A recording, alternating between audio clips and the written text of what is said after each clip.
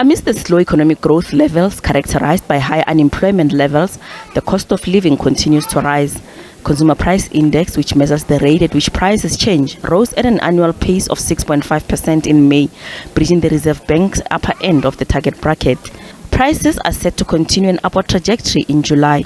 The city of Johannesburg has announced increases in rates, with water going up by 9.75%, electricity 7.47%, and property rates 4.85%.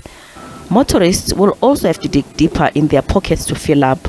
A litre of petrol will go up by about R1.84. Diesel will likely increase by about R1.63 per litre. The unaudited data from the Central Energy Fund. And based on that data, petrol is set to increase by anything from R1.65 to R1.80, diesel by around about the same margin, and illuminating paraffin by around R1.70. These are all increases that are published and are available, but we need to also consider that the R1.50 relief that was given off the general fuel levy is going to be halved going into July. So on top of those figures that I've just given you, you've then got to add another 75 cents. So that means an increase of R1.80 effectively becomes an increase of around R2.60 upwards. And I think that is where the real pressure is going to lie. Some Johannesburg residents say it's getting harder to cope with the price increases while salaries remain steady. Everything is just went up.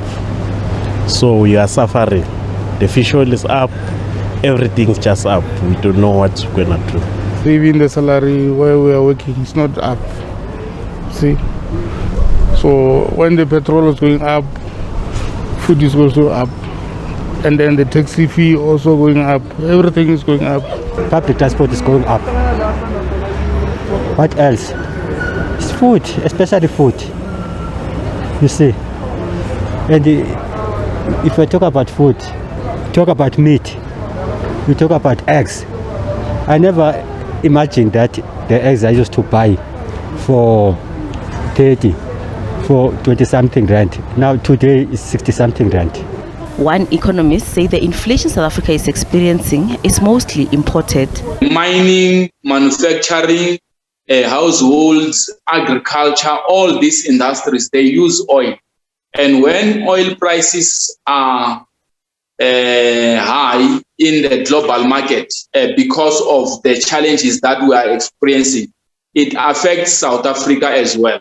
But on the other hand, we have food that we import, wheat-related food that we import to the country are as well coming from like more of like Russia and Ukraine as well. So if the war is at Russia and Ukraine, oil is at Russia and Ukraine, and wheat is at Russia and Ukraine.